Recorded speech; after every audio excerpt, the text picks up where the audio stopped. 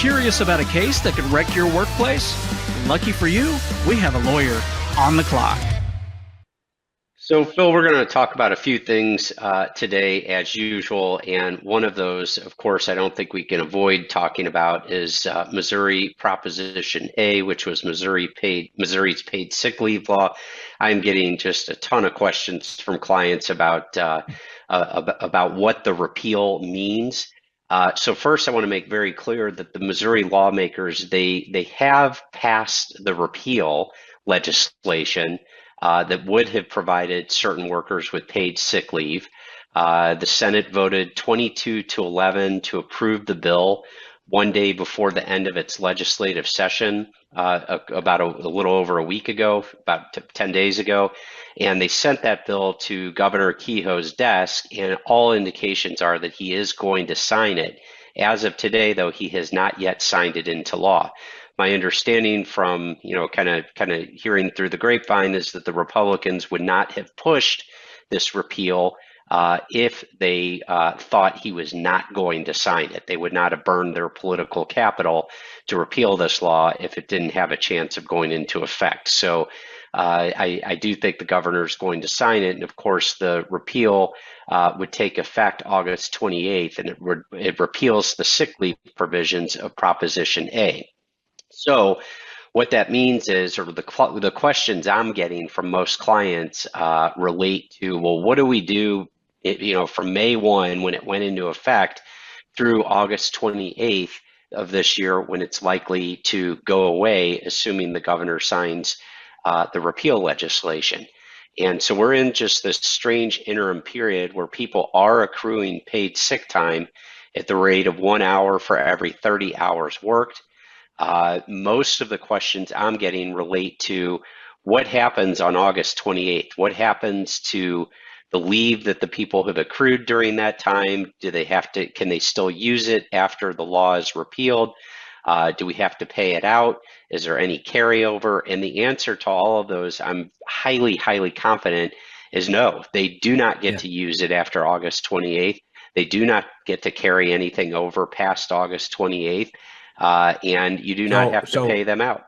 You're trying to help the interpretation of the law. You're not necessarily saying what you like or dislike here.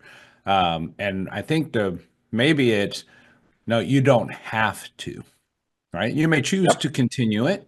You're going to need to do what's best for your organization, but you don't have to comply with those components of the law.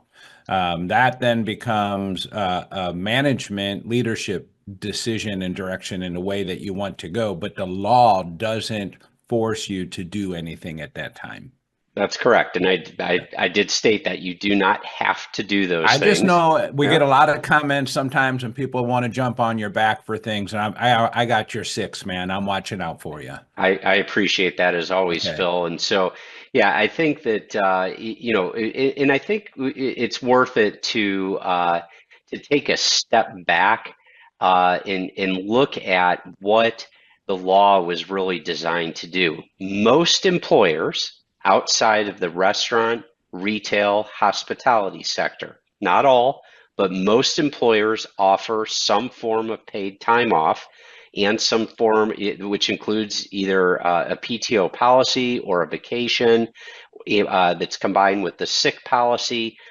Most Missouri employers offer those things. Restaurant, retail, hospitality, it's historically been that if you don't work, you don't get paid. And that's what this law was really designed to attack. That's the gap it was trying to fill. Right. That's right. And also for part-time employees at other organizations that do offer a form of PTO.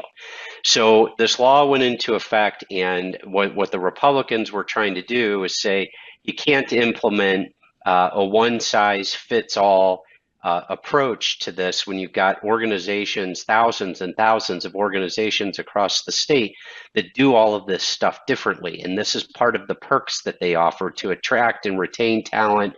And you can't put this one size fits all mechanism on top of that And so that was sort of the policy goal behind this, that this was too expensive, too hard for employers to comply with, especially at the time when the bill also raised the minimum wage. That was the policy goal behind it. So, it's very easy for people to say, to generalize and say, oh yeah, you shouldn't be advocating for the repeal of something that the voters passed.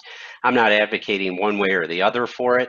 I'm just stating what the policy goals are. The fact of the matter is that most Missouri employers outside the restaurant, retail, hospitality sector were offering a form of paid leave, and perhaps the legislature would have been better off had they focused on the industries that they really were targeting with this law. Yeah, they could have made it a lot easier on themselves for sure. But nevertheless, I think the question is the right question. What happens should this get signed by the governor, which we expect it to do? And the correct answer is it will be your executive decision on how you lead your organization at that time, but you won't necessarily have to follow the Missouri paid sick leave law as it relates to the sick leave. Now, as it relates to the pay rates, I don't think there's any change there. Is that correct? I think that's correct. I'll have to go back and look at it. There was talk that the raises in subsequent years were going to be repealed also. Yeah, but I have not been focused on that at all. I will go back and look at that though, Phil. Yeah, because that's something I should know the answer to. Facing complex employment law challenges?